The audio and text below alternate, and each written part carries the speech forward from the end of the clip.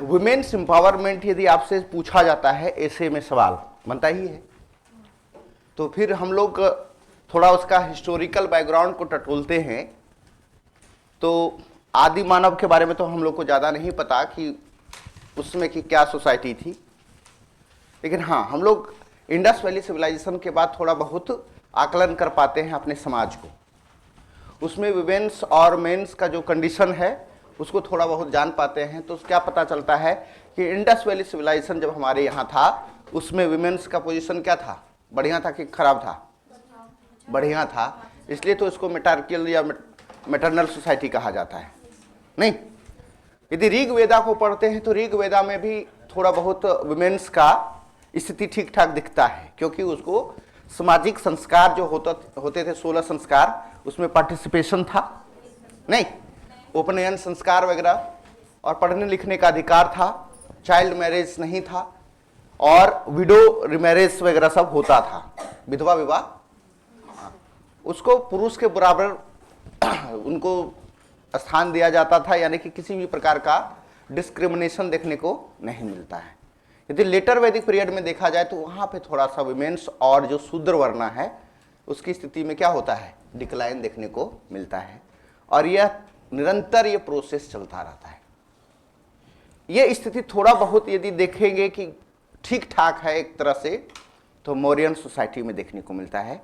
मौर्य काल में ठीक ठाक विमेन का पोजीशन दिखाई पड़ता है, बहुत अच्छा नहीं है तो खराब भी नहीं है। तो इसलिए आप जैसे मौर्यन सोसाइटी पढ़ते हैं तो मौर्यन सोसाइटी में वुमेन्स का सबसे बड़ा पोजीशन देख लेते हैं। या तो पहले इसको ये कर लेते हैं कि सोसाइटी को कितने पार्ट में डिवाइड किया गया था। नहीं, यहाँ भी 4 वर्ण ही होगा कि यदि वेद को आधार मानते हैं तो वेद के आधार मान करके यहाँ पर हम सोसाइटी को 4 वर्ण में डिवाइड कर सकते हैं। तो फिर बोलोगे कि सर ये वाला कहाँ से आपने रेफरेंस लिया, तो ये रेफरेंस है कौटिल्य के अर्थशास्त्र से। तो according to Kautilya, according to Arthashastra, Mauryan society divided into 4 वर्ण। हाँ, according to Arthashastra Mauryan society divided into 4 वर्ण, यानी कि मौर्य समाज कितने वर्ग में विभाजित था? 4 वर्ण में। किसके अनुसार? चलिए, लेकिन ये तो हो गया किसकी बात? अर्थशास्त्र की। अर्थशास्त्र, लेकिन इसके समय में यदि एक तरह से देखा जाए अर्थशास्त्र के अलावे देखते हैं इंडिका क्या कहती है। इंडिका क्या है? मेगास्थनीज की किताब है, क्योंकि मेगास्थनीज एक एम्बेसडर थे किसके शासनकाल में? चंद्रगुप्त मौर्य के शासनकाल में, और इनके ग्रंथ को ज्यादा प्रमाणिक माना जाता है अर्थशास्त्र से। हालांकि अभी इंडिका पूरी दुनिया में अवेलेबल नहीं है, लेकिन फिर भी इंडिका को सोर्स के रूप में लिया जाता है। किस बेस पे? तो इसका बेस ये है कि जितने भी उस समय के कंटेम्प्रेरी हिस्टोरियन हुए, मतलब समकालीन इतिहासकार, जैसे प्लिनी हो गया, स्ट्रेबो हो गया, एरियन हो गए, ये सब उसमें के बहुत बड़े हिस्टोरियन हुआ करते थे। तो इन्होंने इंडिका को कोट किया था अपने किताबों में। होता है ना कि जैसे कि हम लोग किसी किताब को कोट करते हैं, तो सारे लोगों ने उस समय के इंडिका को कोट किया मेगास्थनीज के। तो उस आधार पर इंडिका के बारे में हम कह सकते हैं कि इंडिका जो कहती है मेगास्थनीज की कि मौर्यन सोसाइटी 4 वर्ग में नहीं, वर्ण में नहीं, बल्कि 7 वर्ग में, 7 क्लास में डिवाइडेड था। 7 क्लास, यानी कि वर्ण यहां पे नहीं होगा, यहां वर्ग में होगा। तो ये 7 वर्ग कौन सा है भाई? तो नीचे लिखिएगा इंडिका, हेडिंग डाल दीजिए। इंडिका, इंडिका किसकी किताब है? मेगास्थनीज की है। इसमें क्या कहता है? तो इसमें कहता है कि division of society into 7 classes.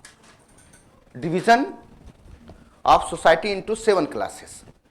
समाज कितने भाग में विभाजित था? 7 वर्ग में। तो 7 वर्ग में कौन कौन? हायरार्की में सबसे ऊपर माना जाता था फिलोसोफर, यानी दार्शनिक, सबसे ऊपर में। पहला नंबर पे दार्शनिक, फिलोसोफर। सेकेंड नंबर पर किसान, फार्मर, यानी फार्मर का पोजीशन बहुत अच्छा था। दूसरा स्थान पे किसान, तीसरे स्थान पर अहीर, जिसको पशुपालक कहोगे। हाँ, ऐसा ही लिखा हुआ है अहीर किताब में, उसको पशुपालक कह लो।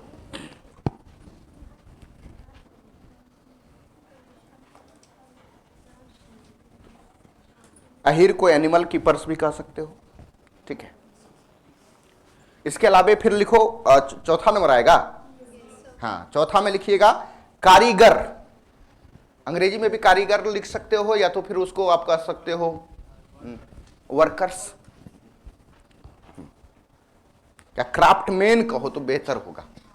कारीगर में बहुत सारा चीज आ जाएगा, स्कल्पचर वगैरह आ जाता है।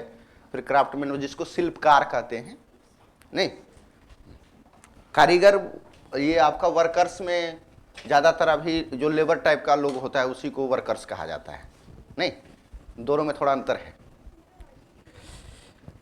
पांचवा में लिखिएगा आर्मी। आर्मी सैनिक, हाँ सेना, सैनिक। छठे पोजीशन पे आपको दिखाई पड़ेगा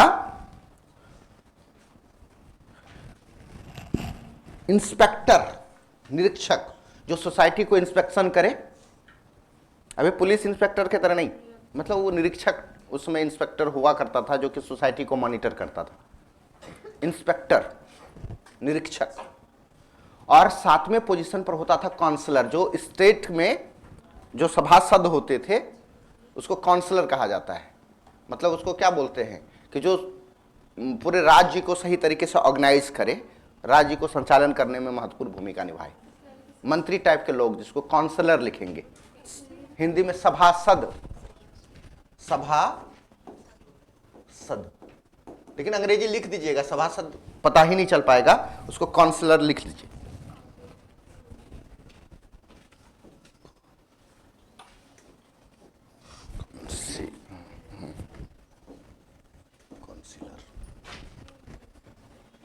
पार्षद भी लिख सकते हो इसको, सभासद को हिंदी में पार्षद बोला जाता है, सभासद भी बोल सकते हैं, पार्षद नहीं।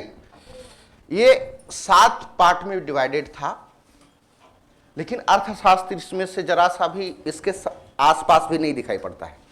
अर्थशास्त्र तो आपका जो ऋग्वेद का 10वां मंडल में जो 4 वर्णा सिस्टम है उसी के आधार पर ही आगे बढ़ता है। हालांकि अर्थशास्त्र को बहुत ज्यादा प्रमाणिक ग्रंथ नहीं माना जाता है, ठीक है। आगे लिखते हैं, सोसाइटी में एक क्लास था स्लेव का, दास।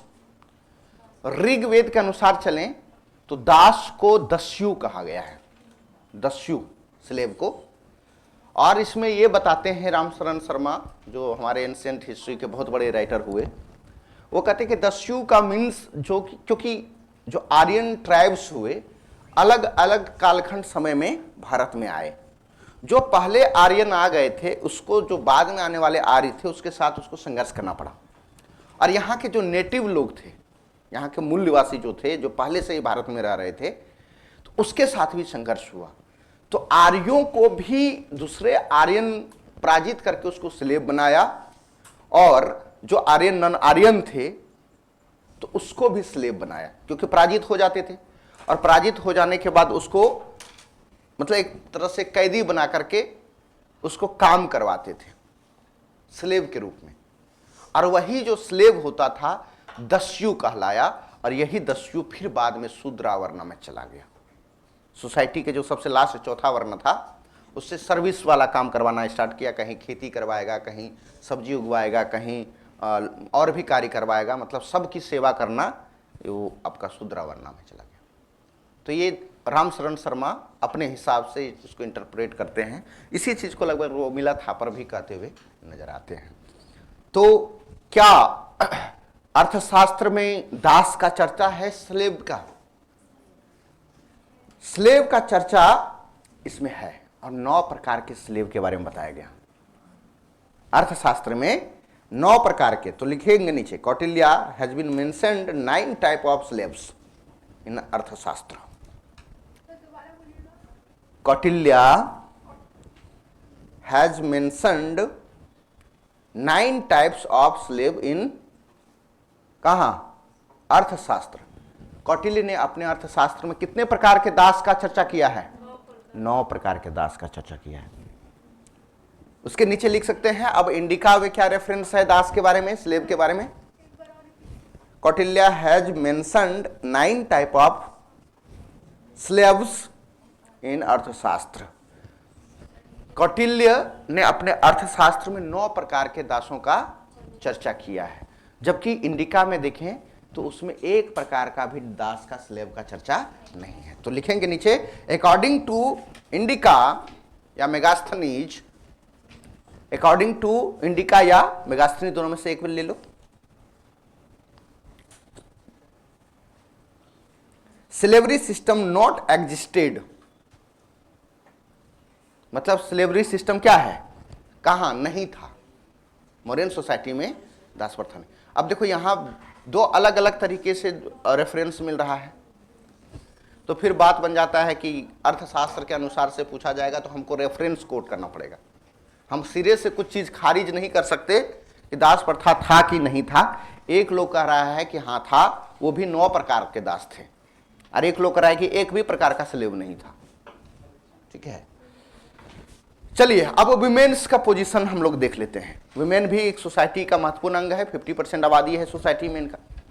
तो विमेन्स का पोजीशन क्या था? तो विमेन लिखिएगा हेडिंग में, महिला, और उसमें लिखिएगा गुड पोजीशन या गुड कंडीशन, अच्छी स्थिति थी।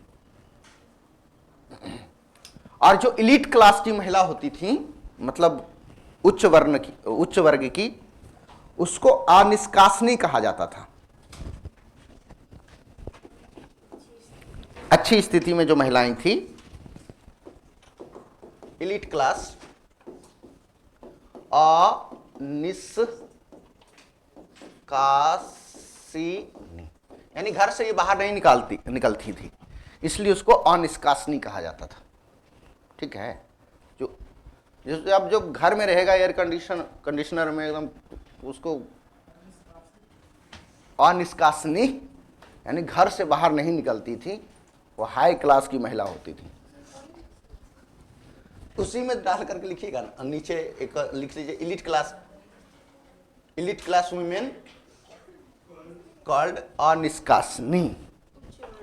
हाँ, हिंदी में लिख सकते हैं अनिष्कासनी ऐसे। हाँ, अरे उच्च वर्ग की, अनिष्कासिनी। इलीट क्लास डैश दे के लिखिएगा कॉल्ड अनिष्कासनी, बस इतना ही करिए ना। भाषा पूरा दीजिएगा तो समय ज्यादा लगेगा, पढ़ने में भी दिक्कत होगा। चलिए दूसरा लिखिएगा, जो प्रोस्टिट्यूट टाइप की महिला होती थी उसको कहा जाता था रूप जीवा। तो नीचे लिखिएगा प्रोस्टिट्यूट और उसको डैश दे के लिखिएगा रूप जीवा।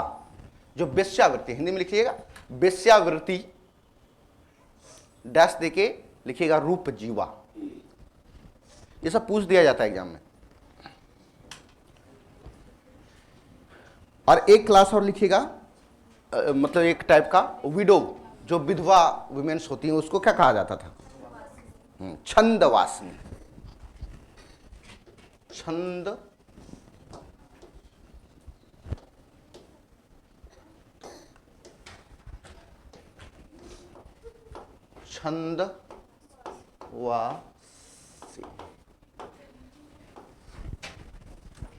छंदवासिनी। चलिए, ये 3 महत्वपूर्ण फैक्ट था। हाँ,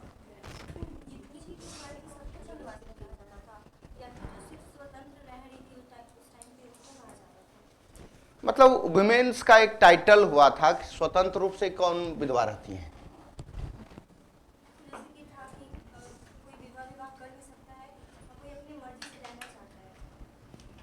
हाँ, जिसे विधवा तो करना चाहता है तो फिर वो विधवा कहाँ रही? विधवा एक अलग क्लास हो जाता है, जो कि शादी नहीं करना चाहता है वो उसको विधवा कहा जाता है। अब विधवा हो के फिर शादी कर लिया तो फिर विधवा कहाँ रहा? समझ आ रहा है? मतलब एक पर्टिकुलर पीरियड ऑफ टाइम जो होता है वो विधवा रहेंगी तब तक जब तक कि उसने शादी किया, उसके हस्बैंड नहीं रहे, मर गए। अब नहीं रहे फिर वो विधवा नहीं होंगी। हो सकता है कि वो जीवित हो लेकिन वो तलाकशुदा हो, तो उसको विधवा नहीं कहा जाए। विधवा का मतलब जिसके हस्बैंड की डेथ हो जाए और फिर उसने फिर दोबारा शादी नहीं किया, वो विधवा हो। और फिर शादी कर लिया तो विधवा नहीं होगा ना। वो विधवा का मतलब जिसका हस्बैंड डेथ हो गया, तो फिर वो उसमें इतना बड़ा फ्रीडम नहीं था कि विडो रिमैरेज होगा, और ये साधारण बात नहीं थी। सोसाइटी तो धीरे धीरे और डिक्लाइन होती चली गई ना इसके बाद ही। चलिए,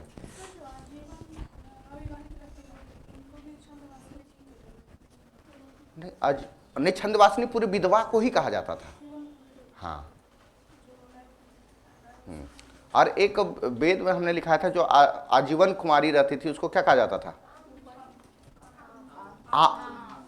ठीक है, आमजू। वो वेद काल का है, ये मौर्यन पीरियड का नहीं है, तो इसलिए दोनों को कनेक्ट एक साथ ना करें। तो विडो वाला का डैश देखिए, लिख दीजिएगा छंदवासिनी। अब हम लोग देखते हैं अगला चैप्टर, ये खत्म हो गया मोटा मोटी।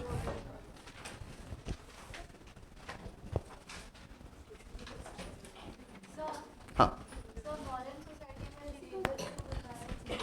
रिलीजन को क्या बताओगे?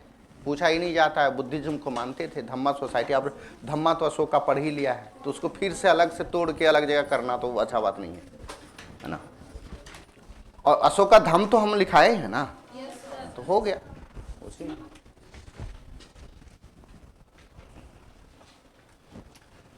पोस्ट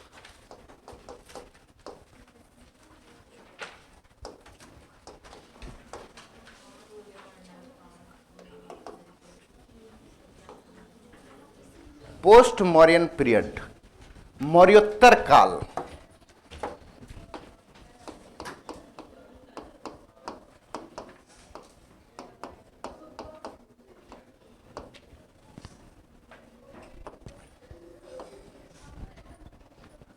देखो, हम लोग मौर्य काल को स्टार्ट किए थे चंद्रगुप्त मौर्य से, ठीक है। और चंद्रगुप्त मौर्य के बाद उसमें टोटल 10 शासक हुए। मौर्य वंश में टोटल कितने रूलर हुए? 10। लेकिन हमने पढ़ा कितना? 3। एक चंद्रगुप्त मौर्य पढ़ा, थोड़ा सा बिंदुसार पढ़े, लास्ट में कौन सा? अशोक पढ़े, क्योंकि एग्जाम में यहीं से पूछा जाता है। और फिर उतने बड़े शासक नहीं हुए जो कि जिसके बारे में हमारे सिलेबस में मेंशन किया गया हो। हाँ, रिसर्च वगैरह जब करेंगे तो उसमें उसकी PhD वगैरह में मिलेगा। एकेडमिक पढ़ाई में आप पढ़ सकते हो, लेकिन कंपटीशन में ये नहीं पढ़ा जाता, इसलिए हमने वहाँ पे छोड़ दिया। लेकिन लास्ट रूलर के बारे में थोड़ा ध्यान दीजिएगा, उसका नाम पूछा जाता है। मौर्यन डायनेस्टी के लास्ट यानी अंतिम शासक कौन थे? बृहदर्थ मौर्य, ठीक है। तो कई लोग मानते हैं, जो क्रिटिस्ट हैं, कि शायद जो रामायण का कैरेक्टर लिखा गया उसमें दशानन का जो उसका इमेजिनिंग, मतलब क्या उसको बोलते हैं, इमेजिनाइजेशन यानी संकल्पना, वो शायद इसी 10 शासकों के आधार बना करके वो लिखा गया था। दशानन काफी मजबूत थे, और इसका चर्चा भी कहीं कहीं मिलता है कि ये जो रामायण है शायद ये वैदिक रिलीजन और बुद्धिस्टों के बीच का एक संघर्ष था। कई जगह इसका जिक्र भी मिलता है, हालांकि आपको ये सब एकेडमिक क्लास में जो रिसर्च करते हैं उसके लिए है, आप लोगों के लिए नहीं है। लेकिन थोड़ा सा हम एक पक्ष रख देते हैं, उसका कई जगह पे उसका सोर्स दिया जाता है कि रावण का जो कैरेक्टर है, जो लंका वाला, सीता का हरण करके उन्होंने अशोक वाटिका में ही रखा था। यानी कि अशोक वाटिका, ठीक है। तो इसका मतलब रामायण बाद में आए हुआ कहानी, अशोक वाटिका में रखा गया। और श्रीलंका की जो कहानी ली गई है, क्योंकि सम्राट अशोक ने अपने बेटा और बेटी को बुद्ध रिलीजन के लिए श्रीलंका भेजा था। तो ये क्रिटिस्ट लोग मानते हैं, आलोचक मानते हैं, ठीक है। लेकिन हम लोग को इतना डीप नहीं जाना है और उस पर बात भी नहीं करना चाहिए, लेकिन हमने कर दिया, गलती हो गई, सॉरी। तो लास्ट रूलर आपका क्या हो गया? बृहदर्थ मौर्य। और बृहदर्थ मौर्य के एक सेनापति थे जिसका नाम था पुष्यमित्र शुंग, ठीक है। और पुष्यमित्र शुंग कई जो ग्रंथ हैं जिसमें से एक का नाम महाभाष्य है, पतंजलि का किताब है। एक किताब आपका मिलेगा कालिदास का मालविका अग्नि मित्र, और एक किताब आपका मिलता है स्वप्नवास वदत्ता, ये आपका भास की किताबें हैं। और भी कई जगह पे मिलता है सोर्स। दिव्यावदान भी इस बात का जिक्र करता है कि पुष्यमित्र शुंग नामक एक ब्राह्मण ने, जो कि सेनापति मंत्री थे, उन्होंने बृहदर्थ मौर्य की हत्या करके एक नए डायनेस्टी की शुरुआत की थी, जिसका नाम क्या बना था? शुंग वंश। तो शुंग वंश बना। तो यहां पे हम लोग दो चीजों पे यहां पे देखिए कि क्लासिफाई हम कर रहे हैं कि मौर्य साम्राज्य एक बहुत बड़ा साम्राज्य था, एक एम्पायर था। इसका एरिया कहां से कहां तक था?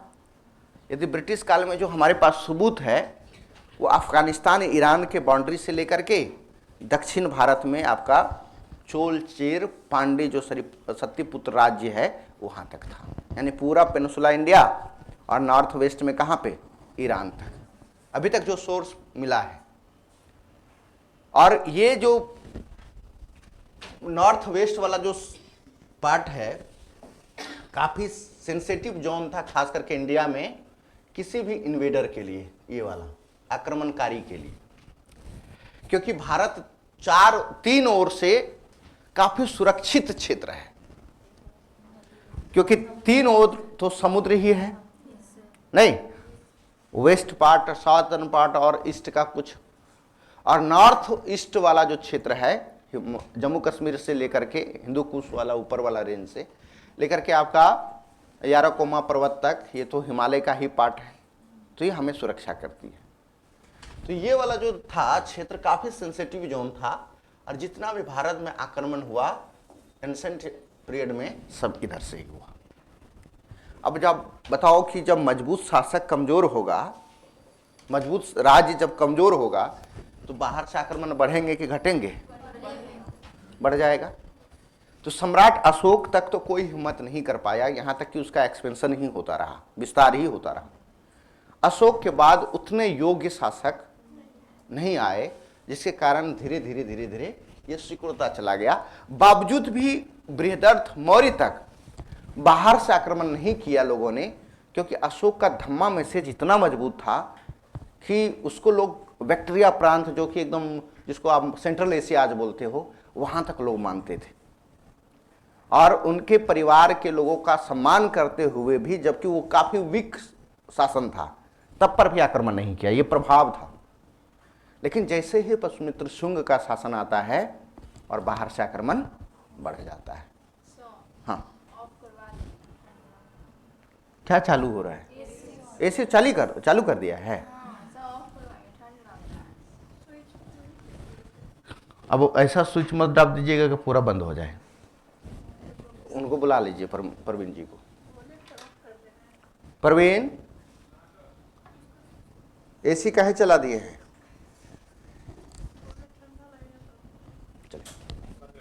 हाँ। तो मौर्योत्तर काल में हम लोग दो चीज पढ़ेंगे, एक फॉरेनर, यानी मौर्योत्तर का मतलब हुआ कि मौर्य काल के बाद, तो फॉरेनर जो कि बाहर से इन्वेडर आए और इंडिया में उन्होंने शासन किया, नहीं, और होगा कि एक कुछ यहाँ के इंडिजिनियस होंगे, जो कि यहाँ के नेटिव शासक होंगे, उन्होंने यहाँ पे शासन किया। तो दो तरीके से हम लोग लिखेंगे। पहला लिखेंगे देसी,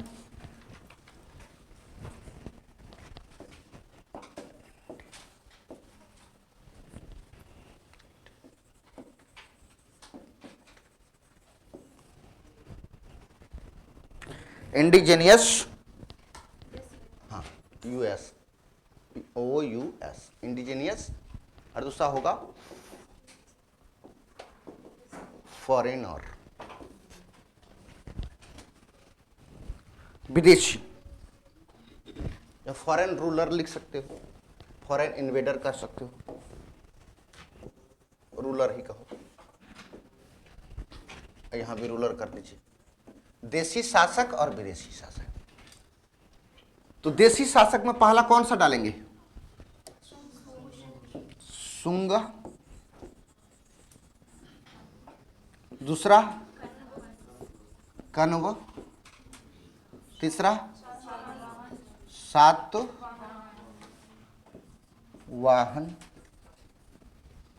सब डायनेस्टी है। और एक चेदी कर दीजिए या इसी को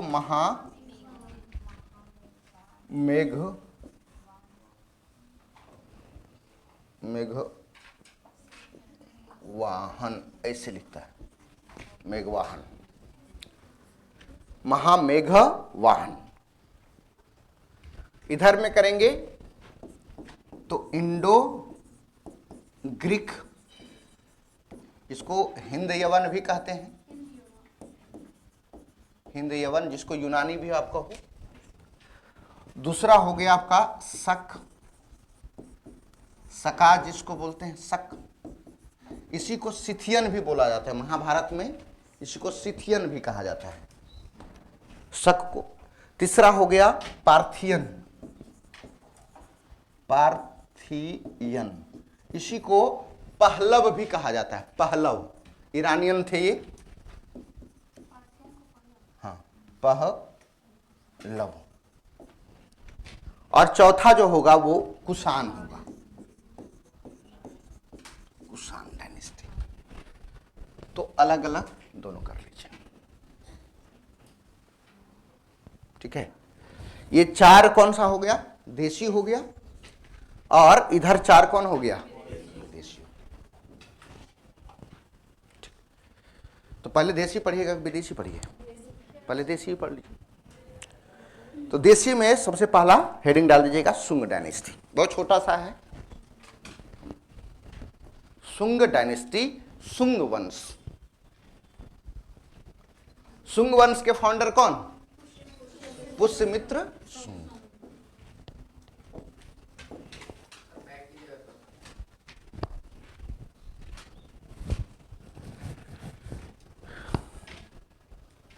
इंडो ग्रीक, शक, पार्थियन और कुषाण, ठीक है।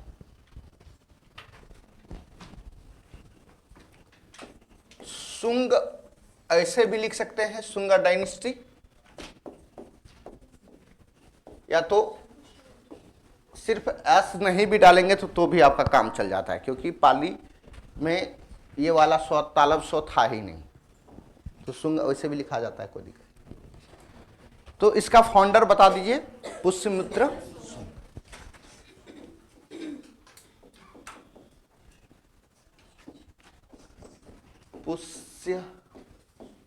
पुष्यमित्र शुंग, चलो पुष्यमित्र शुंग। ये कौन थे पुष्यमित्र शुंग? वो एक कमांडर थे, एक सेनापति थे। किसके कमांडर थे? बृहदर्थ मौर्य के। अच्छा, ये समय काल क्या रहेगा? 185 के आसपास लगभग, ये दो कह सकते हैं सेकेंड सेंचुरी बीसी के आसपास, नहीं। और ये कमांडर थे किसके? नीचे हेडिंग करके ऐसे करके लिख जाइएगा, हेडिंग नहीं मतलब एरो डाल के, सेनापति बृहदर्थ मौर्य का, commander of Brihadratha Maurya, commander of Brihadratha Maurya. और इन्होंने उसकी हत्या करके, किसकी हत्या करके? बृहदर्थ मौर्य की हत्या करके एक नई डायनेस्टी की शुरुआत की थी। तो नीचे लिख सकते हैं establishment a new dynasty by killing Brihadratha Maurya. लिखिए established a new dynasty by killing Brihadratha Maurya. Brihadratha Maurya की हत्या करके एक नए राजवंश की क्या की? स्थापना की। Established a new dynasty by killing Brihadratha Maurya. Brihadratha Maurya की हत्या कर एक नए राज्य की शुरुआत की या तो स्थापना की। अच्छा, कोई सोर्स है क्या या अपने मन से बोल रहे हो? हाँ, सोर्स है इसका, तो सोर्स में लिख लीजिए कुछ नाम। और ये किताब वगैरह जो है ना, पूछ दिया जाता है। अलग से हम किताब नहीं पढ़ाते हैं, हम ये आपका चैप्टर ही पढ़ाते पढ़ाते बहुत सारा किताब पढ़ा देते हैं। तो पहला लिखिएगा महाभाष्य। महाभाष्य किसकी किताब? पतंजलि। क्योंकि महाभाष्य, महाभाष्य, महाभाष्य। क्योंकि पतंजलि इनके जो है ना समकालीन कंटेम्पररी एक व्यक्ति थे, जिसको कि मतलब एक तरह से राजकीय संरक्षण प्राप्त हुआ था, नहीं पैट्रॉनशिप प्राप्त हुआ था किसका, पुष्यमित्र शुंग का। तो लिखिएगा महाभाष्य पतंजलि। दूसरा लिख लीजिएगा मालविका अग्निमित्र, मालविका अग्निमित्र, ये कालिदास की किताब है। यहां पे दो नाम आपको दिख रहा होगा, एक मालविका लड़की का नाम है, अग्निमित्र लड़का का नाम है। अरे एक लव स्टोरी बायोग्राफी है ये। अग्निमित्र पुष्यमित्र शुंग के ही बेटा थे, और एक मालवा की राजकुमारी प्रिंसेस जिसका नाम मालविका थी, उनसे प्यार हो गया, लव अफेयर्स, और दोनों के बीच में प्रेम कहानी को लिखा है कालिदास ने अपने किताब में। ठीक है, तो इसके लेखक कौन हो गए, तो एक तरह से उसी के शासनकाल का शुंग वंश के ही दिखते हैं। एक किताब है स्वप्न वासव दत्ता, किसने लिखा है इसको, भास, भास, ये तालब से होगा क्या, भास, हाँ तालब से, भास।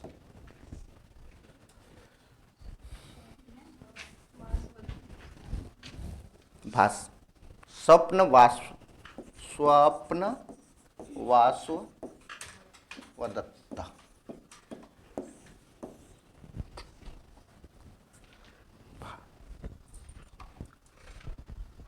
ये तो हो गया कौन सा सोर्स, लिटरेचर वाला। कुछ आर्कियोलॉजिकल सोर्स है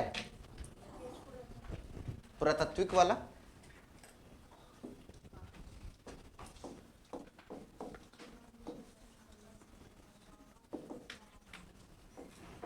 हो सकते हैं।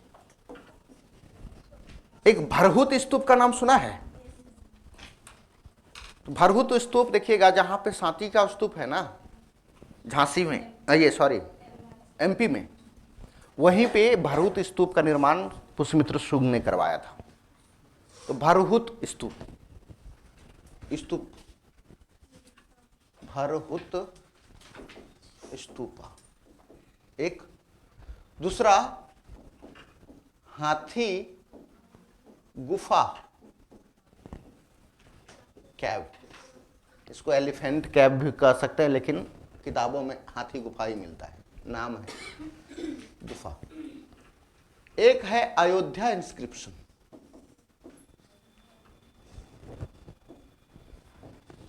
अयोध्या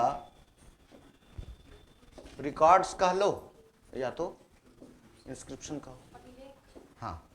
और ये एक शासक हुए थे छोटा सा धनदेव, ये धनदेव का है, उसने ही लिखवाया था, और उसमें पुष्यमित्र शुंग के बारे में थोड़ा बहुत जानकारी मिलता है।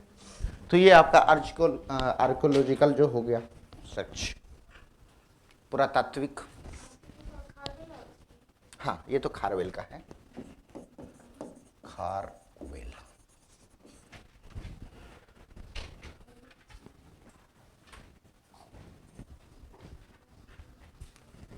तो दोनों तरीके से आप कह सकते हो कि पुष्यमित्र शुंग हिस्टोरिकल पर्सन है, लिटरेचर वाला कैरेक्टर नहीं है। दोनों तरीके से इसका एविडेंस मिलता है।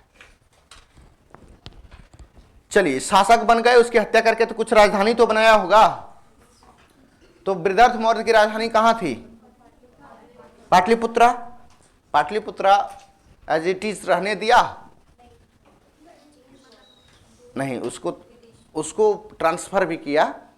नहीं तो ये कह सकते कि मेन कैपिटल रहा पाटलिपुत्रा, और एक जो है और स्थानांतरित किया एक जगह पे जिसका नाम है विदिशा, और ये विदिशा अवंती राज्य में स्थित है। तो लिख लीजिएगा कैपिटल, राजधानी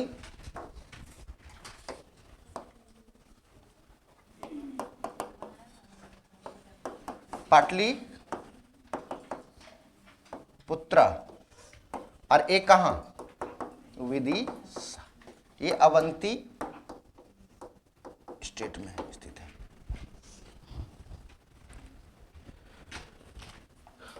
विदिशा,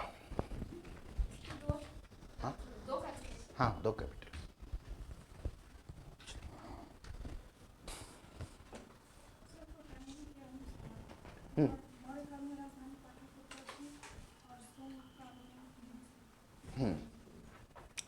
क्योंकि इसका ये कह सकते हो कि कई बार जो है, जो किसी मूल राजा को मार करके जब एक नए डायनेस्टी की शुरुआत करते हैं तो उस राज्य में रिवोल्ट होने की संभावना बढ़ जाता है, और रिवोल्ट को शांत करने के लिए क्या करता है, अपना मुख्यालय यानी कि कैपिटल चेंज भी करने पड़ते हैं।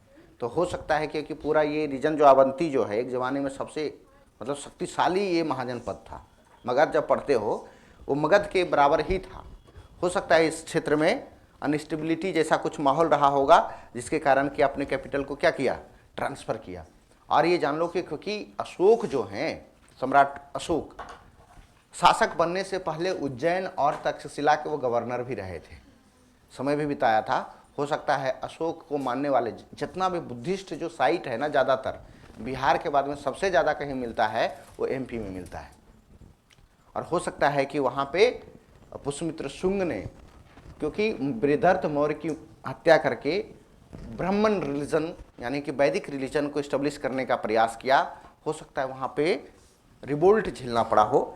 इसलिए देखिएगा वहाँ पे ही बरहूत स्तूप का भी निर्माण करवाया उन लोगों को शांत करने के लिए, स्तूपा भी बनवाया, जबकि इन्होंने ब्राह्मण धर्म को प्राश्रय दिया, फिर से वैदिक जो रिलीजन है उसको इस्टेब्लिश करने का प्रयास किया।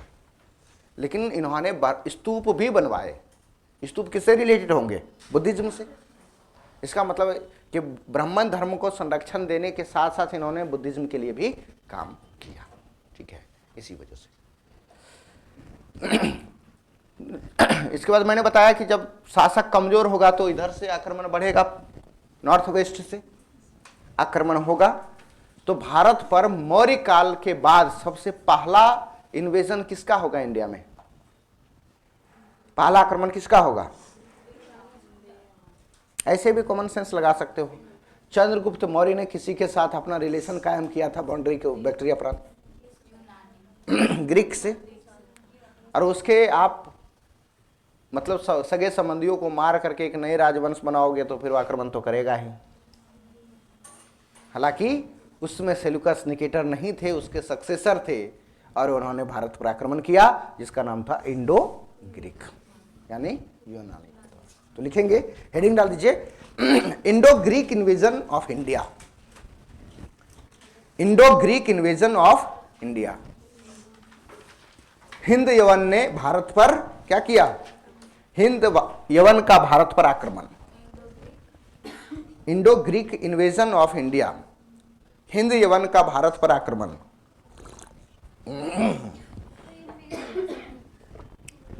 Invasion of India,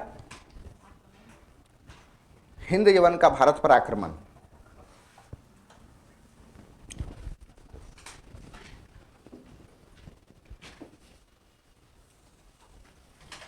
Indo Greek ये बैक्टीरिया प्रांत है, यहां पे इंडो ग्रीक तो थे ही। आप लोग जब पढ़ रहे थे मौर्य काल में स्टार्टिंग जो रूलर हुए चंद्रगुप्त मौर्य, उन्होंने बैक्टीरिया के शासक सेल्यूकस निकेटर के साथ उन्होंने मित्रवत संबंध भी बनाया था, उसकी बेटी से शादी भी किया था। तो यहाँ पे बाउंड्री पे तो आपका दिख ही रहा है कि कौन खड़ा है, इंडो ग्रीक खड़ा है। जब मौर्यन शासन कमजोर होगा तो इधर से आक्रमण तो इसका बढ़ेगा ना, और ऐसा ही हुआ। और धीरे धीरे देखिएगा जो आपका नॉर्थ वेस्ट पार्ट है वह उस पर अधिकार साकेत हो या तो पंचाल हो। पंचाल कहाँ पे पड़ता है? यूपी में पड़ता है। उसकी राजधानी कहाँ थी पंचाल की? अहिछत्र नहीं, वहीं की पंचाली थी द्रौपदी। और मथुरा, इन यहाँ तक जो है इंडो ग्रीक ने आक्रमण कर लिया था, अपना आधिपत्य स्थापित कर लिया था, कनकॉर्ड कर लिया था। तो लिखेंगे Indo Greek concord Saket Panchal and Mathura. Indo Greek concord Saket Panchal and Mathura. हिंद यवन ने साकेत, पंचाल एंड मथुरा। हिंद यवन ने साकेत, साकेत समझते हैं क्या है? अयोध्या, साकेत, पंचाल और मथुरा पर अधिकार कर लिया था या आधिपत्य स्थापित कर लिया था।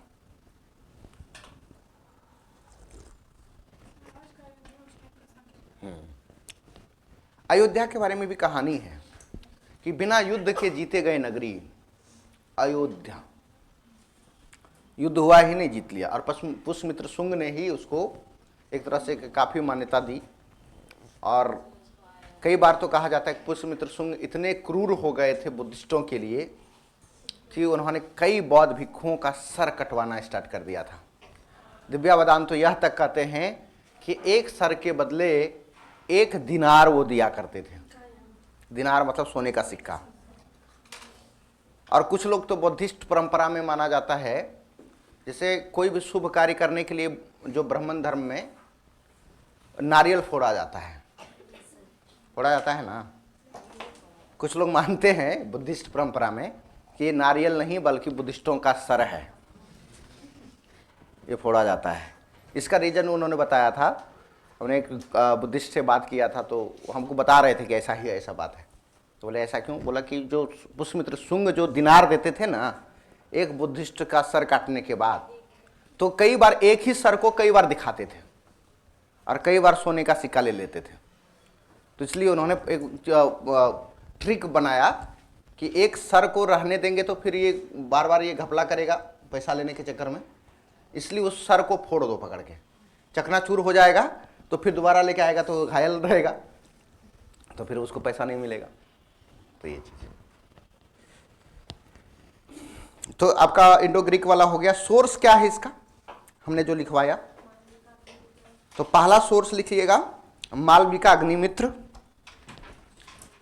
मालविका अग्निमित्र किसके द्वारा लिखी गई है? कालिदास के। और दूसरा सोर्स लिखिएगा गार्गी संहिता। गार्गी संहिता,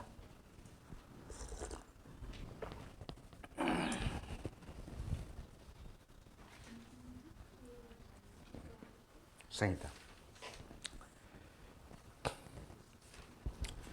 अगला फैक्ट आता है कि पुष्यमित्र शुंग ने अश्वमेध यज्ञ करवाया था, नहीं? तो अश्वमेध यज्ञ, अश्वमेध यज्ञ होता क्या है? एक प्रकार से राजा जो है वो कितने पावरफुल है अपनी शक्ति प्रदर्शन के लिए और इंपायर को एक्सपेंशन करने के लिए, साम्राज्य विस्तार करने के लिए यज्ञ करवाते थे।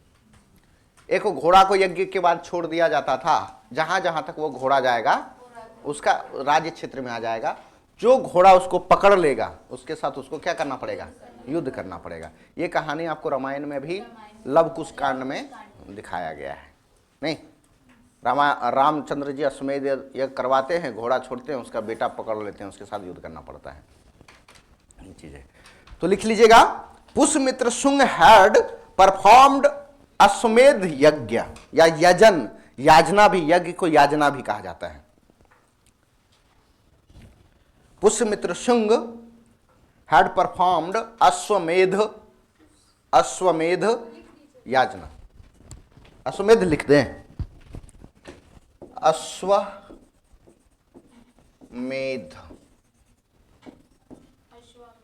याजना।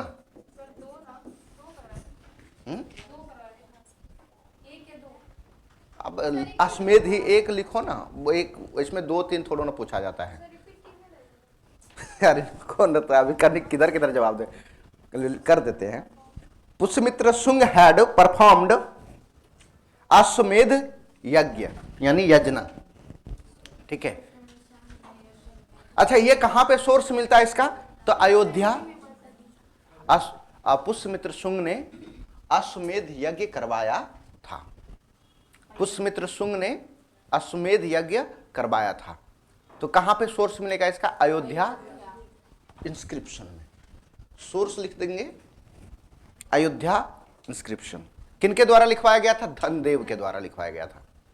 अच्छा, क्या कारण था अश्वमेध यज्ञ करवाने का?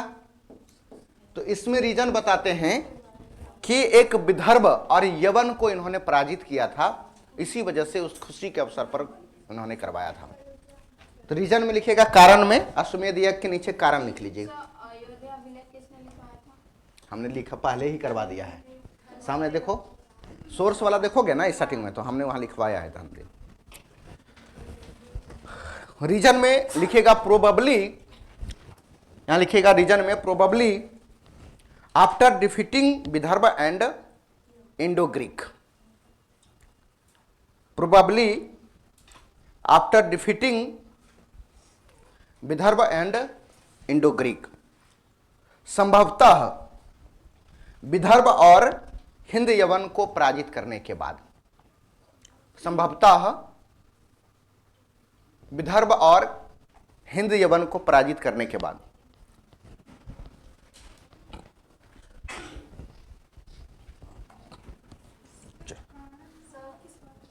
अरे यशमेध या क्यों करवाया था, उसी के सामने कारण लिख दिए थे।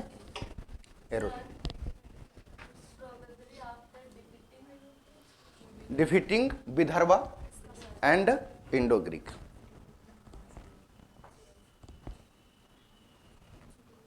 चलिए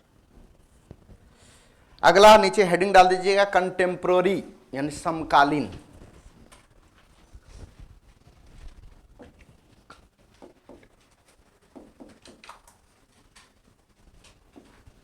नीचे लिखिएगा पतंजलि,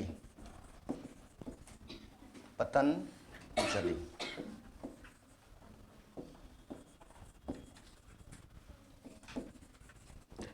पतंजलि इन्होंने दो किताब महत्वपूर्ण लिखी है, एक महाभाष्य पहले ही आपको लिखवा दिया है, और दूसरा है योग सूत्र। योग सूत्र आज जितना भी मॉडर्न योगा वाला जो चीज है, वो उसका कंपाइलेशन किसने किया था? पतंजलि ने ही किया था। हालांकि योग बहुत पुरानी एक विधा है, मेडिटेशन का एक पुरानी विधा है, जिसको कि देखिएगा सिंधु घाटी सभ्यता से ही दिखाई पड़ता है। एक योगासन के मुद्रा में एक साधु का तस्वीर मिला है ना, जिसको पशुपतिनाथ का कह रहे हैं, योग मुद्रा में ही है। तो अलग अलग जो योग, अलग अलग टाइप के योग जो अलग अलग छितराए हुए थे, तो देखिएगा कई मुद्रा में क्या बोलते हैं, तथागत बुद्ध की मूर्तियां मिली हुई है। धरती स्पर्श मुद्रा, भूमि स्पर्श मुद्रा जिसको बोलते हैं, अलग अलग मुद्रा में योगासन का ही मुद्रा है। तो उसको अच्छे तरीके से उसकी विशेषता की बताते हुए इसको कंपाइलेशन किसने किया था? पतंजलि नहीं किया था। इसलिए माना जाता है कि योग का जनक किसे कहा जाता है? पतंजलि का कहा जाता है। तो ये मॉडर्न योगा जो है, रामदेव बाबा वो पतंजलि को ही कॉपी करके एक कंपनी बना लिया, पतंजलि नहीं, और देश विदेश में खूब उनका नाम है। उन्होंने तो कई मेडिसिन कंपनी पर केस उस भी करवा दिया था, बाद में जो है मानहानि का मुकदमा कर दिया इनके ऊपर, तो बदनाम कर रहे हो। कोविड-19 में इन्होंने एक दावा किया कि हमने बना लिया है एक स्वदेशी वैक्सीन। बाद में कोर्ट में चैलेंज हो गया कि ऐसे आप बरगलाओ मत, मेडिकल साइंस इतना इम्प्रूव हो चुका है कि आप झूठ में कोई वादा नहीं कर सकते हो, इसके लिए आपको प्रूफ देना पड़ेगा। तो ये चीज़ है, माना जाता है, क्योंकि उसी के समय है, तो ऐसे भी कोई गेस करेगा कि उसी के समय में लिखा गया हो। चलिए बाद में इसको खत्म कर दीजिएगा। डेथ हो गया पुष्यमित्र शुंग का, डेथ लिखिएगा मृत्यु 151 BC, डेथ, बस खत्म। अगला हेडिंग डालिएगा अग्निमित्र 151 BC, 150 के एक बाद।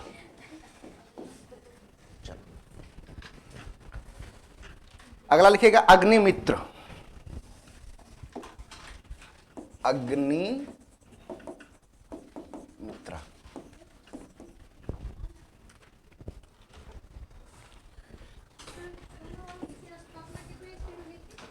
185 लिखवाए थे ना, स्टार्टिंग में ही लिखवा दिए थे हम।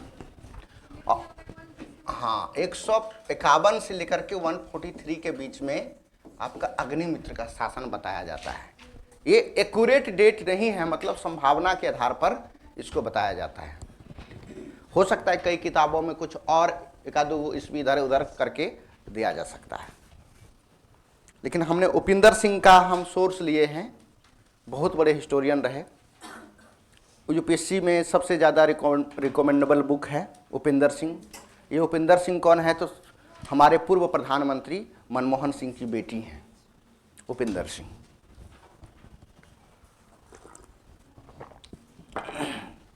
चलिए लिखिएगा अग्निमित्र। अग्निमित्र लिखिए। ये जब शासक नहीं थे उसमें पुष्यमित्र शुंग में ये गवर्नर के रूप में काम करते थे विदिशा में, कि मेन कैपिटल तो कहाँ था? पाटलिपुत्र ही था, लेकिन विदिशा को भी एक कैपिटल बनाया था। लेकिन वहां पर देखभाल कौन कर रहे थे? अग्निमित्र कर रहे थे।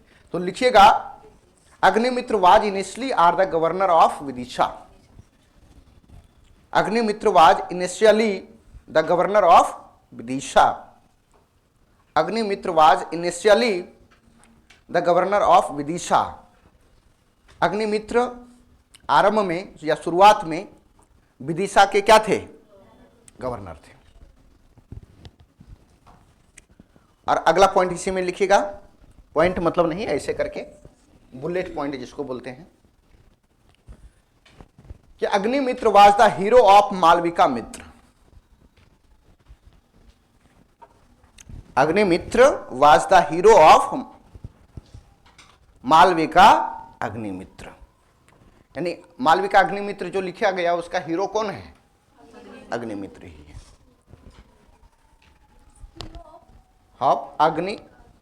मालविका अग्निमित्र, उसमें मालविका एक कैरेक्टर है, हीरोइन। तो लिखेंगे मालविका, नीचे ब्रैकेट करके मालविका लिख लीजिए, मालविका। और इसका डैश देके लिखिएगा प्रिंसेस ऑफ विदर्भा, विदर्भ की राजकुमारी, विदर्भा, प्रिंसेस ऑफ विदर्भा, विदर्भ की राजकुमारी। और इसके बारे में बहुत ज्यादा इंफॉर्मेशन नहीं पता है। अगला तीसरा शासक लिखिएगा वसुमित्र।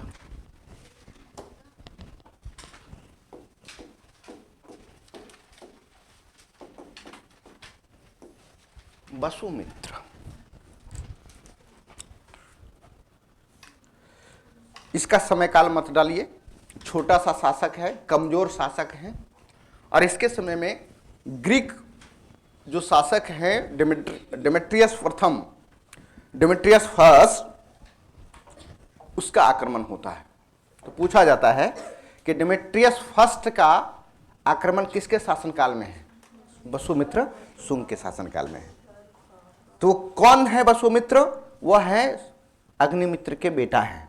तो उसको ऐसे करके लिख सकते हो, सन ऑफ अग्निमित्र। और उसके नीचे लिखिएगा ऐसे,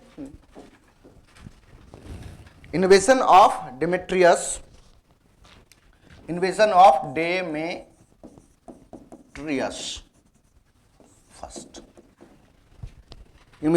invasion of Demetrius first, Demetrius प्रथम का आक्रमण, डेमेट्रियस प्रथम का आक्रमण। डेमेट्रियस कौन थे? तो इंडो ग्रीक रूलर थे। और इसमें ज्यादा नहीं लिखना है, अगला लिखेंगे हम लोग भागवद्र या तो भागवत।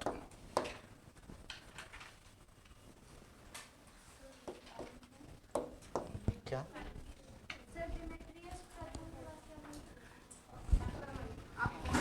हाँ, डेमेट का आक्रमण। हाँ, भागवत लिखना है, भागवत कथा सुनती है ना, भागवद्र उसका नाम है, भागवद्र।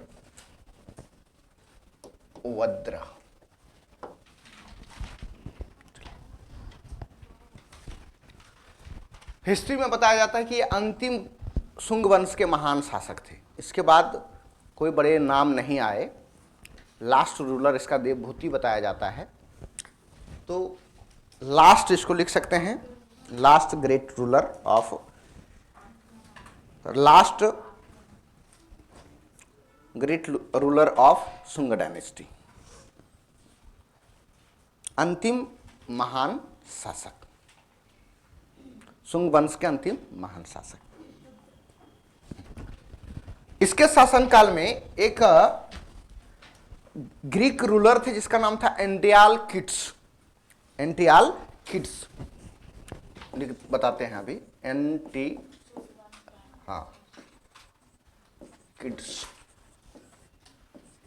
एंटियालकिड्स। इनके एक एम्बेसडर थे जिसका नाम था हेलियोडोरस। वो हेलियोडोरस को भागवत के ही कोर्ट में दरबार में भेजा गया था। किसने भेजा था? एंटियालकिड्स, जो कि कौन है? इंडो ग्रीक रूलर हैं। उन्होंने शांति स्थापित करने के लिए, क्योंकि दोनों के बीच में क्या चल रहा है, देखिए शुंग वंश के जो आरंभिक शासक थे उसी में से इंडो ग्रीक का आक्रमण हो गया था। तो यहाँ पे एंटियालकिड्स ने दोनों के बीच में समझौता के लिए इनके कोर्ट में एक एम्बेसडर को भेजा था जिसका नाम क्या था? हेलियोडोरस। अरे हेलियोडोरस आए और विदिशा में इन्होंने एक पिलर बनवाया था। उस पिलर का नाम गरुड़ ध्वज स्तंभ या तो गरुड़ ध्वज पिलर भी कहा जाता है। और कई लोग मानते हैं कि इन्होंने इनके शासनकाल में आने के बाद भागवत रिलीजन को अडॉप्ट कर लिया था। भागवत इन्होंने, क्योंकि वैष्णव पंथ को इन्होंने एस्टेब्लिश किया था, इसके नाम में भी देखो भागवत दिखाई पड़ रहा है, तो भागवत धर्म को स्वीकार कर लिया था। किसने स्वीकार कर लिया था? हेलियोडोरस ने। ये चर्चा मिलती है। तो हमें लिखना है क्या? नीचे लिखिए, हेलियोडोरस, हेलियोडोरस,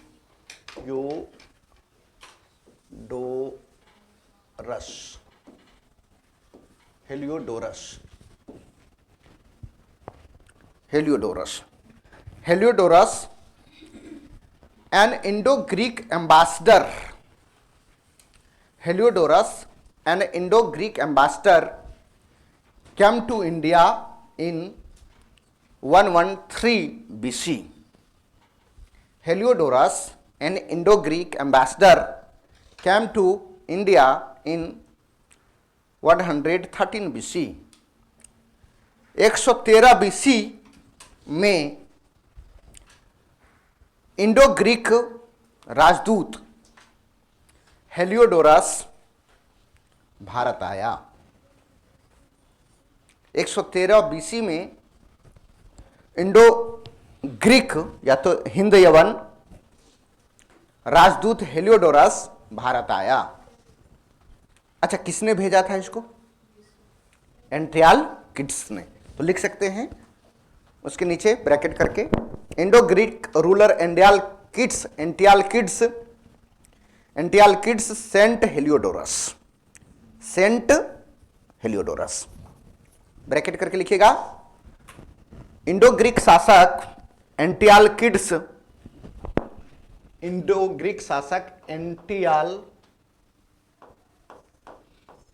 एंटियालकिड्स ने हेलियोडोरस को भेजा था। Indo Greek ruler Antialcidas sent Heliodorus, bracket कर दीजिएगा।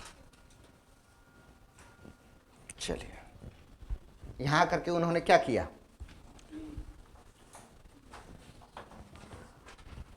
उन्होंने एक पिलर बनवाया था। तो लिखिए, Heliodorus erected a stone pillar, erected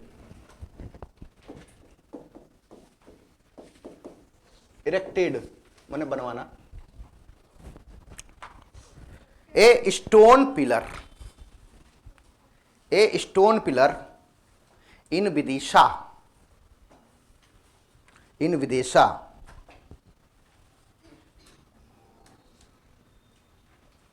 Heliodorus ने विदिशा में एक पत्थर का स्तंभ बनवाया। हेलियोडोरस ने विदिशा में क्या बनवाया? एक पत्थर का स्तंभ बनवाया।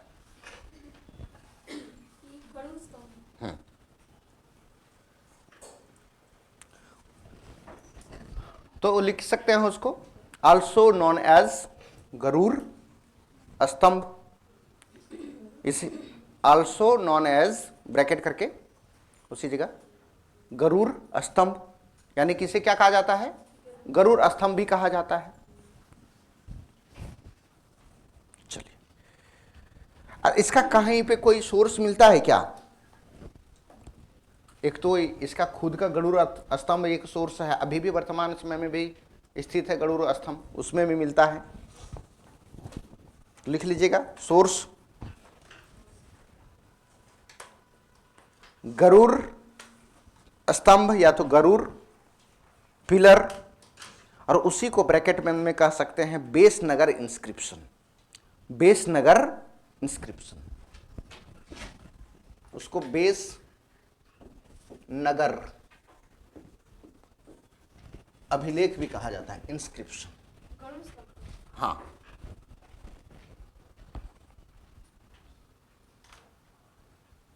चलिए लास्ट रूलर लिख लीजिए, इसको खत्म कर। हाँ, भागवत शुंग वंश के एक शासक थे जो कि अग्निमित्र के बाद हुए, वसुमित्र के बाद, ठीक है। वो लास्ट रूलर थे कौन? शुंग वंश के। नहीं, लिखिएगा last ruler of Shunga dynasty, dash देखिए लिखिएगा देवभूति। देवभूति। और इसको किसने मार दिया था? तो assassinated by Vasudeva, last ruler of Shunga dynasty, dash देख लिखिएगा क्या? देवभूति।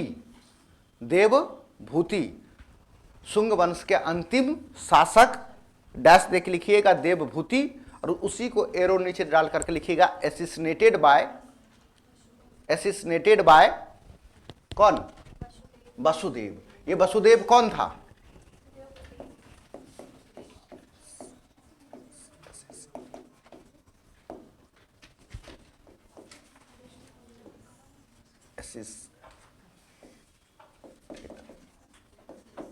एसिसिनेटेड बाय वसुदेव। ये है कण्व वंश के शासक बने बाद में। वसुदेव जो है कण्व वंश के वो फाउंडर भी बने थे। तो हम अब अगले डायनेस्टी पे चले जाते हैं, हेडिंग ही डाल दीजिए कण्व डायनेस्टी। मतलब कि इसकी देवभूति ने क्या कर दिया था? देवभूति की हत्या किसने कर दिया था?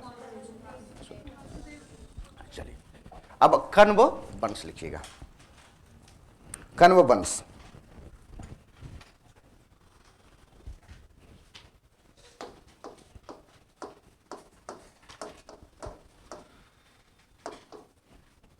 कण्व वंश ये फर्स्ट सेंचुरी बीसी के आसपास इसका समय आता है, पहली शताब्दी के आसपास। इसके फाउंडर कौन थे? वासुदेव।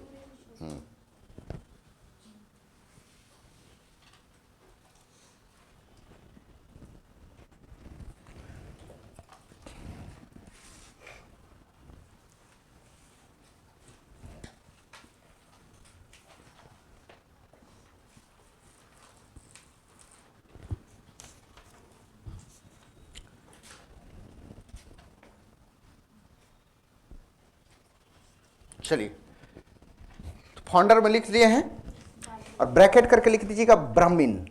ये भी ब्राह्मण था, ब्रैकेट करके लिखिएगा ब्राह्मण। ब्राह्मण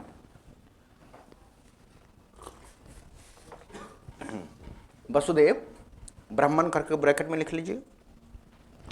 इसकी कैपिटल भी कहां रहेगी? तो पाटलिपुत्रा और विदिशा। Capital Pataliputra and Vidisha. वसुदेव का राजधानी पाटलिपुत्र और विदिशा। इसके बारे में बहुत ज्यादा जानकारी नहीं मिलता है इतिहास के कोई भी किताबों में, तो सीधा लिखा हुआ होता है not much information is available about this dynasty. लिख लीजिएगा, इस शासक के, इस वंश के बारे में बहुत ज्यादा जानकारी उपलब्ध नहीं है। Not much information is available about this dynasty. इस राजवंश के बारे में बहुत अधिक जानकारी उपलब्ध नहीं है। इसके बावजूद भी कुछ पुराणों में इसका जिक्र मिलता है, जैसे कि एक नाम पुराण का नहीं लिख लीजिए, लेकिन पुराणों में इसका ये पता चलता है इसके 4 शासक हुए। 4 शासक का काम क्या है बहुत ज़्यादा नहीं पता चलता है, लेकिन 4 शासक का नाम पुराणों में मिलता है। तो नीचे लिख लीजिएगा, अकॉर्डिंग टू द पुराण्स, पुराण के अनुसार there were total 4 rulers of this dynasty. There were total 4 rulers of this dynasty. पुराणों के अनुसार इस वंश में कुल 4 राजा हुए या 4 शासक हुए। तो कौन कौन? पहला वसुदेव, दूसरा भूमिपुत्र, और तीसरा नारायण, और चौथा और लास्ट सुशर्मा। वो लास्ट रूलर थे सुशर्मा।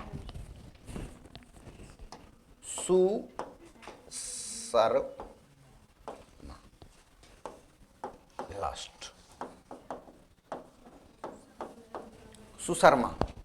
पहला क्या बता दिया था? दूसरा भूमिपुत्र, तीसरा नारायण, चौथा। और इन चारों के बारे में कुछ भी जानकारी उपलब्ध नहीं है। ठीक है, बस खत्म।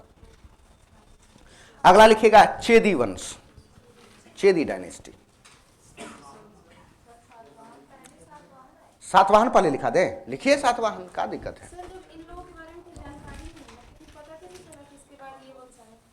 बोले ना वहां लिखा हुआ है ना, हमने लिखा है पुराणों में इसको मेंशन किया गया है, अकॉर्डिंग टू पुराण।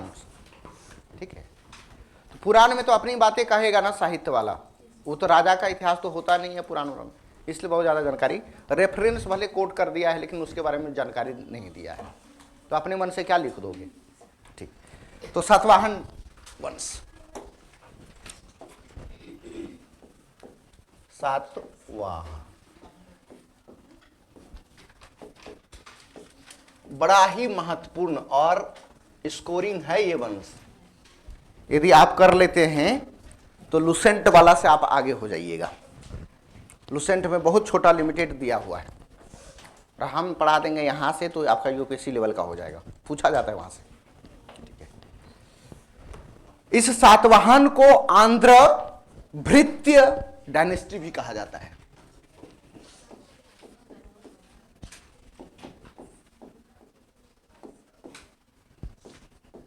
आंध्र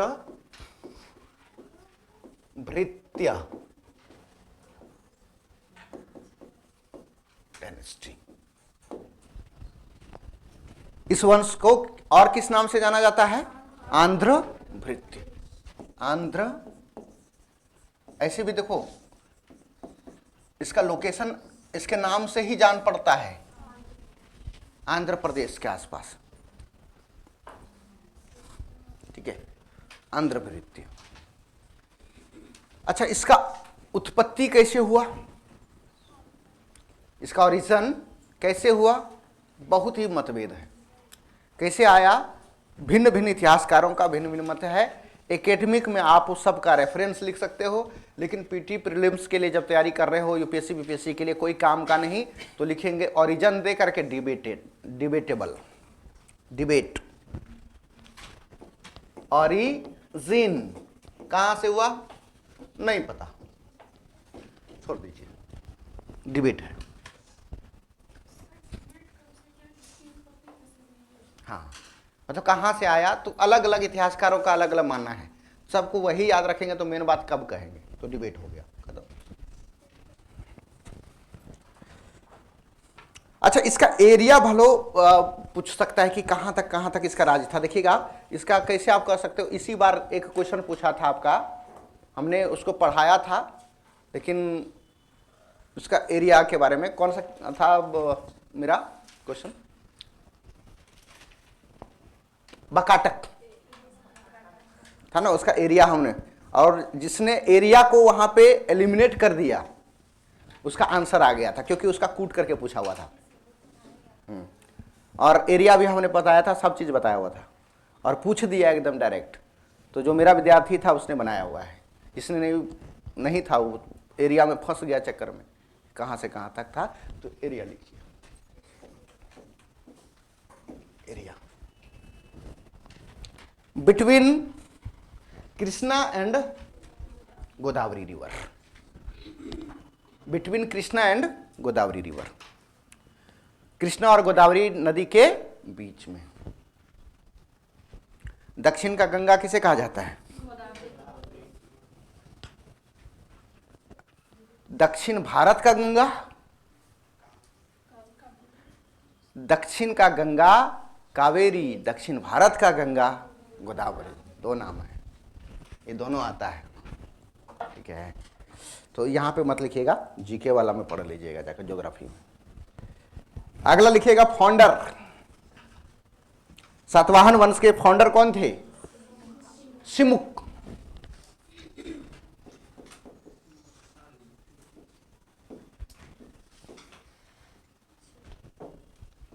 सिमुक, सिमुक। समय क्या होगा इसका? तो कई जगह पे अलग अलग रेफरेंस मिलता है, तो मेरे अनुसार 60 से 37 बीसी, 60 से 37 बीसी के आसपास। कैपिटल क्या होगा इसका? कैपिटल बहुत इंपॉर्टेंट है, बीपीएससी कैपिटल पे ज्यादा फोर्स करता है। राजधानी, इस बार भी एक राजधानी पूछा था ना, किसका पूछा था? चेर का पूछा था, और देख लेना हमने जब पढ़ाया था वहां पे सब बताया हुआ है।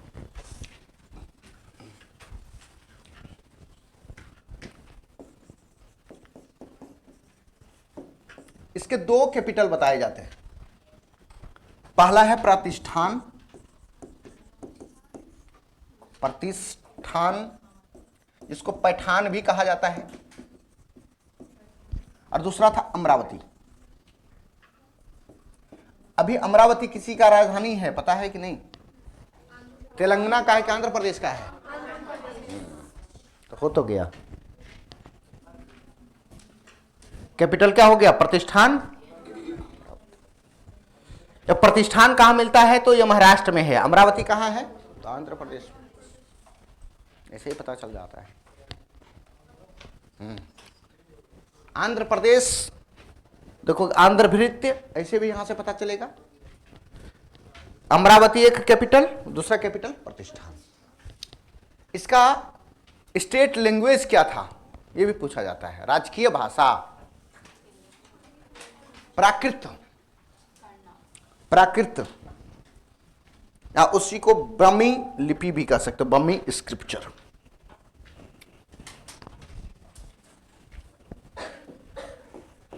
State language,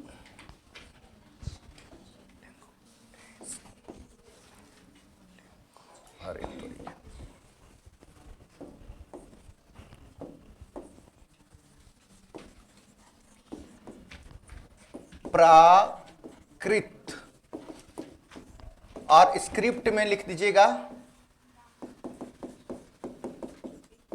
Brahmi, Brahmi. प्राकृत है ब्राह्मी लिपि। सोर्स क्या है इसका जानने का? दो सोर्स मिलेगा, एक आर्कोलॉजिकल और दूसरा लिटरेचर।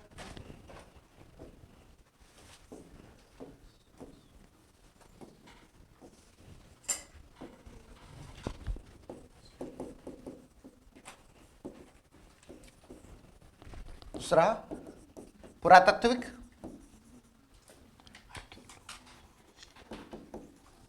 कल लिटरेचर में कुछ कुछ नाम डाल दीजिए, बहुत महत्वपूर्ण साहित्य है।